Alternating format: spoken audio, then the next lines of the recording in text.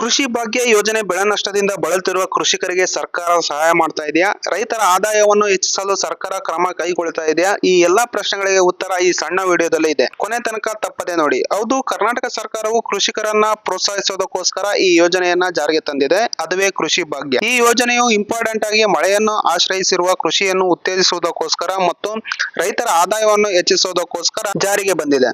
ಈ ಕೃಷಿ ಭಾಗ್ಯ ಯೋಜನೆಯ ನಿಜವಾದ ಉದ್ದೇಶ ಏನು? ಅದರಿಂದ ಏನೆಲ್ಲ ಲಾಭ ಸಿಗಲಿದೆ? ಇದೆಲ್ಲದರ ಬಗ್ಗೆ ಒಂದೊಂದಾಗಿ ನೋಡ್ತಾ ಹೋಗೋಣ ಬನ್ನಿ.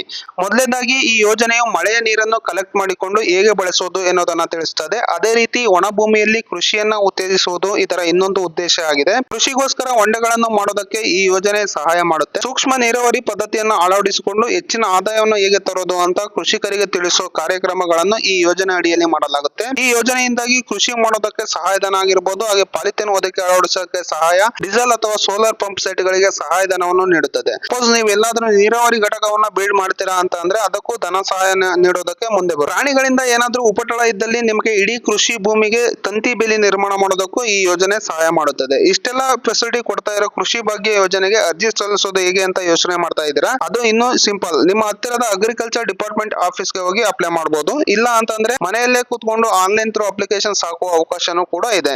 ಇನ್ನಷ್ಟು ಮಾಹಿತಿ ಬೇಕು ಅಂದ್ರೆ ನೀವು ಬ್ರೌಸರ್ಗೆ ಹೋಗಿ Karnataka government agriculture department official website ಗೆ ಹೋಗಿ ಚೆಕ್ ಮಾಡಿ. ಮಳೆಯನ್ನ ಆಶ್ರಯಿಸಿಕೊಂಡಿರುವ ಒಂದಷ್ಟು ಕೃಷಿಕರಿಗೆ ಈ ಯೋಜನೆಯಿಂದ ತುಂಬಾ ಸಹಾಯ ಆಗಲಿಕ್ಕಿದೆ. ಇನ್ನೇಕೆ ತಡ, ನಿಮ್ಮ ಹತ್ತಿರದಲ್ಲಿ ಇರೋ ಅಗ್ರಿಕಲ್ಚರ್ ಡಿಪಾರ್ಟ್ಮೆಂಟ್ ಆಫೀಸ್ಗೆ ಹೋಗಿ ಭೇಟಿ ನೀಡಿ ಬೇಕಾಗಿರುವ ಇನ್ಫಾರ್ಮೇಶನ್ಸ್ ಅನ್ನ ಕಲೆಕ್ಟ್ ಮಾಡಿ. ಇದೇ ರೀತಿ ಇಂಟ್ರೆಸ್ಟಿಂಗ್ ಮತ್ತು ಯೂಸ್ಫುಲ್ ಮಾಹಿತಿಗಾಗಿ ನಮ್ಮ ಚಾನಲ್ ಅನ್ನ ಸಬ್ಸ್ಕ್ರೈಬ್ ಮಾಡ್ಕೊಳ್ಳಿ friends. Thank you for watching. Take care.